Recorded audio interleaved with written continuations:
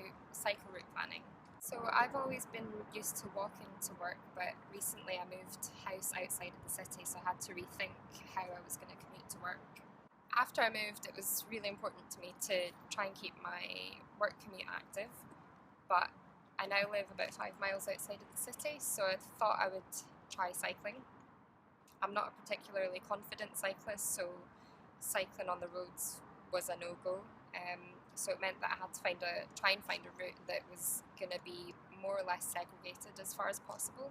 So I went online first. I looked at the GCU Smart Travel webpage, which I found really useful because it had a list of sites that might be able to help me in my route planning.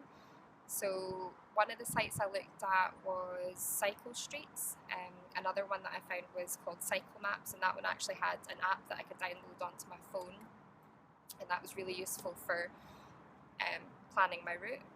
I also downloaded an app called Strava, which also was really useful for route planning, but it also does things like tracks your performance and times and things like that if you're into that.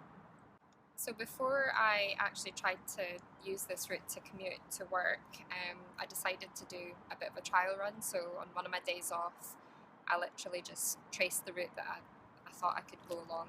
I used the two apps that I mentioned before, and I actually took a wrong turn at one point, so it was good that I did the trial run.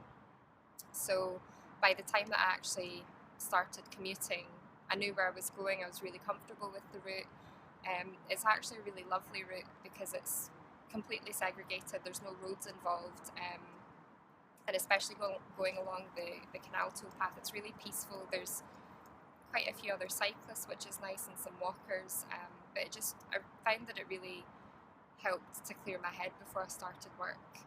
I'd thoroughly recommend anyone who's considering cycling to work or to uni to really think about the route you're going to take and sit down and take some time to map it out, because it's actually really helpful, and by the time you actually come to do the route itself, it helps you to gain more confidence as well about where you're going.